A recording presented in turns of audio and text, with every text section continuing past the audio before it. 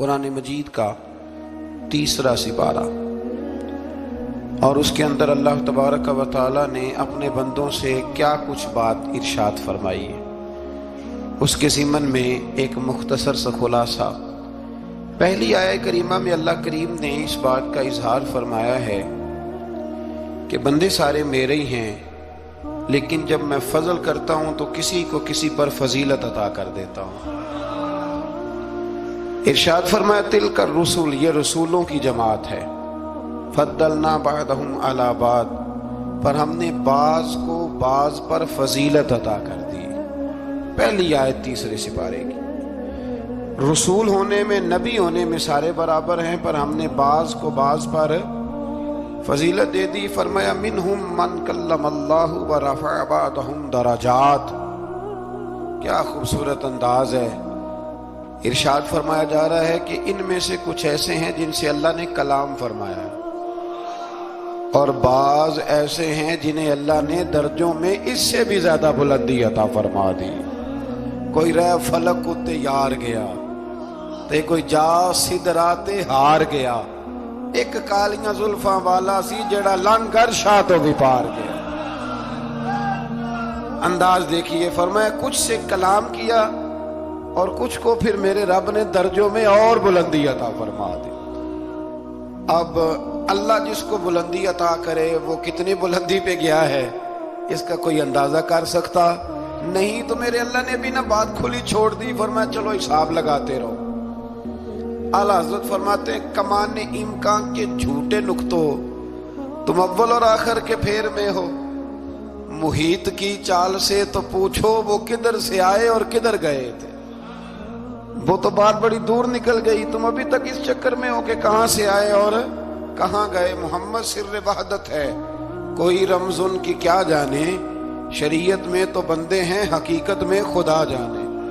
اور نہ حلیمہ بھید کھلا ہے یہ، نہ مقام میں چونو چرا ہے یہ، تو خدا سے پوچھ وہ کون تھے، تیری عظمتیں جو بڑھا گئے۔ لباس آدمی پہنا تو جہان آدمی سمجھا، وہ مزمل بن کے آئے تھے تجلی بن کے نکلیں گے۔ تو پہلی آیت میں ہی اللہ تعالیٰ نے اپنے انبیاء کی اور اپنے محبوب کی عظمت کو بیان فرمایا ہے۔ پھر اللہ تبارک و تعالیٰ نے اس سے اگلی آیات کے اندر اپنی راہ میں خرچ کرنے کا حکم دیا، اور پھر آگے بڑھ کے نا اللہ تبارک و تعالیٰ نے اسی پارے میں وہ عظیم آیت ارشاد فرمائی جسے آیت الکرسی کہا جاتا ہے۔ آیت الکرسی میں اللہ تعالیٰ کی عظمتوں کا بیان ہے، شانوں کا بیان ہے، بلندیوں کا بیان ہے، اور اس کے کمال اختیار اور کمالات کا بیان ہے۔ اور یہ وہ خوبصورت آیہ کریمہ ہے آیت الکرسی۔ یہ حدیث آپ نے آج رٹ لینی ہے، یہ رٹ لینی ہے آپ نے حدیث، اور اتنی پکی رٹنی ہے کہ میرا مشورہ ہے کہ بچوں کے کانوں میں بھی بتانی ہے کہ یہ کام بھولنا نہیں۔ نبی پاک علیہ السلام نے فرمایا جو ہر فرض نماز کے بعد آیت الکرسی پڑھے گا نا، وہ مرنے سے پہلے پہلے جنت میں اپنا مقام دیکھ لے گا۔ اب اس سے بڑی فضیلت کیا ہوگی کہ مرنے سے پہلے پہلے۔ امام سیوطی علیہ رحمہ نے اس حدیث کو نقل فرمایا۔ اللہ کریم نے نا آیت الکرسی کے فوراً بعد ارشاد فرمایا لا اکراہ فی الدین، اس دین میں سختی کوئی نہیں۔ تو یا اللہ پھر کیا ہے؟ وہ جو کافر بڑا اعتراض کرتے ہیں نا کہ دین تلوار سے پھیلا ہے، تو دین ان لوگوں نے فوجوں کے ذریعے پھیلایا ہے۔ تو اللہ تبارک و تعالیٰ نے 3 پارے کی آیت نمبر 256 میں وضاحت فرما دی کہ دین میں کوئی جبر نہیں ہے۔ ہاں ہم نے صورتحال واضح کر دی ہے، حق بیان کر دیا ہے۔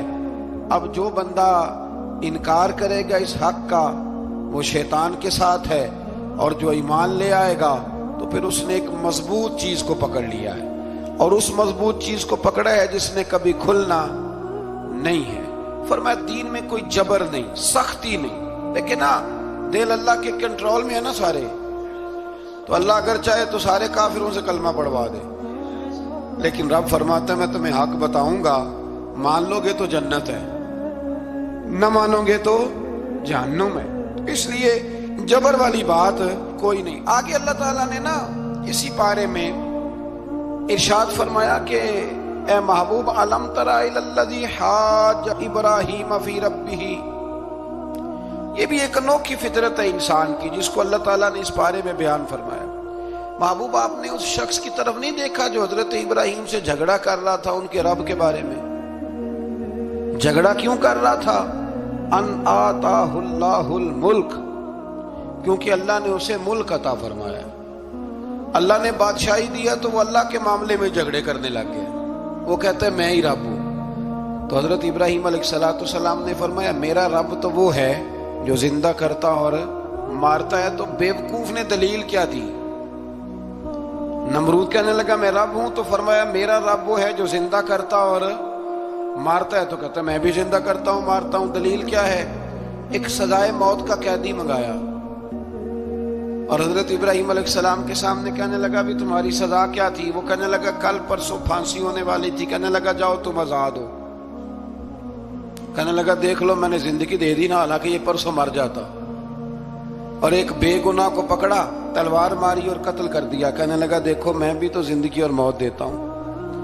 اب حضرت ابراہیم اس کی اس دلیل پر اعتراض کر سکتے تھے، آپ نے خاص غور کرنا ہے بات پہ۔ اعتراض کر سکتے کہ تو پاگل ہے، زندگی تو یہ ہے نا کہ جس کو تلوار سے مارا ہے اسے اٹھا کے دکھا، یہ اعتراض ہو سکتا تھا۔ لیکن جب کوئی بیوقوف جیسی دلیل دینا تو علم مناظرہ کا اصول یہ ہے کہ پھر اسے اس کی زبان میں جواب دیا جاتا ہے، پھر اسے یعنی پھر اس کو یہ نہیں آپ کہیں گے کہ یہ تو نے کیا کیا۔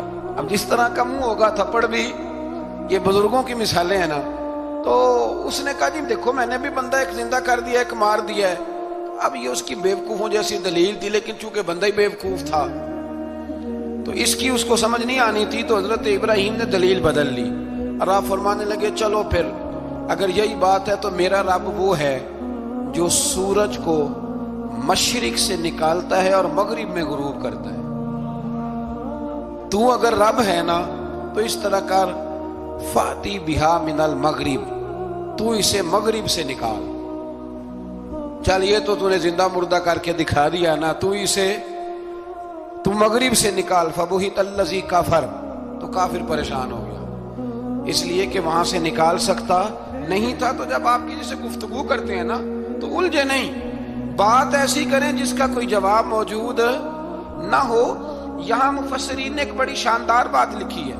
مفسرین کہتے ہیں کہ اگر وہ یہ کہہ دیتا نا یہاں پہ، کیونکہ بیوقوف تھا نا کہہ نہیں سکا، اگر کہہ دیتا نا کہ مشرق سے تو میں نکالتا ہوں، تو آپ اپنے رب سے کہیں وہ مغرب سے نکالے، تو مفسرین کہتے ہیں اگر حضرت ابراہیم فرما دیتے نا تو رب کریم نے سورج مغرب سے بھی نکال دینا تھا، لیکن فبہت الذی کفر، وہ یہیں پہ نہ رہ گیا۔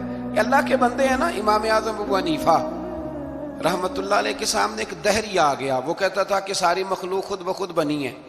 تو امام صاحب نے بھی علم مناظرہ کے ساتھ اس کے ساتھ گفتگو کی۔ وہ کہنے لگا جی خود بن گیا سارا کچھ۔ تو امام صاحب کہنے لگے چل چھوڑ، کل بات کریں گے تیرے ساتھ۔ وہ کل دوبارہ آیا تو امام اعظم دریا کے کنارے کھڑے تھے۔ کہنے لگا امام صاحب بڑے پریشان کھڑے ہو؟ تو آپ فرمانے لگے پریشان اس لیے ہوں کہ میں نے عجیب ہی نظارہ دیکھا ہے۔ ابھی ابھی ایک درخت خود بخود کٹا ہے اور خود بخود اس کے تختے بن گئے، خود بخود رندا چلا ہے، خود بخود کشتی بن گئی ہے، خود بخود دریا میں اتری ہے، اور خود بخود کچھ بندوں کو ادھر لے کے آنے لگ گئی ہے، کچھ کو یہاں سے ادھر لے کے جانے لگ گئی ہے، سارا کچھ خود۔ وہ کہنے لگا حضور سیانے بیانے بندے ہیں، کبھی کشتی بھی خود بخود بنی ہے، کبھی بندے خود بخود ادھر سے ادھر بھی گئے ہیں۔ آپ فرمانے لگے کشتی خود بخود نہیں بن سکتی تو اتنی بڑی کائنات خود بخود کیسے بن گئی؟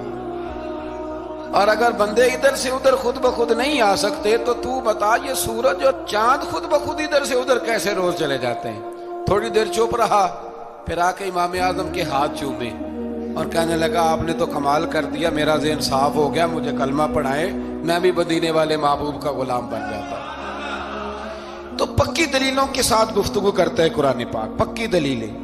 یہ آیت سبق یہ دیتی ہے کہ آپ کسی سے بات کریں تو اب چونکہ سپارہ لمبا ہے بات رہ نہ جائے، پر یہ مضمون اتنا شاندار ہے کہ میرا یہاں رکنے کو دل کرتا ہے۔ وہ ہمارا نظریہ یہ ہے کہ امام کے پیچھے سورۃ فاتحہ نہیں پڑھنی، अगरचे जो पढ़ते हैं उस पर कोई सख्त फतवा नहीं हम देते, बाज आइमा पढ़ते हैं, लेकिन समझाने के लिए। वीडियो देखने का शुक्रिया। अगर आप चैनल पर नए हैं तो सब्सक्राइब कर लें और साथ ही साथ बेल आइकन पर भी क्लिक कर दें ताकि यूट्यूब हमारी हर वीडियो का नोटिफिकेशन सबसे पहले आपको भेज दे। जज़ाकल्लाह।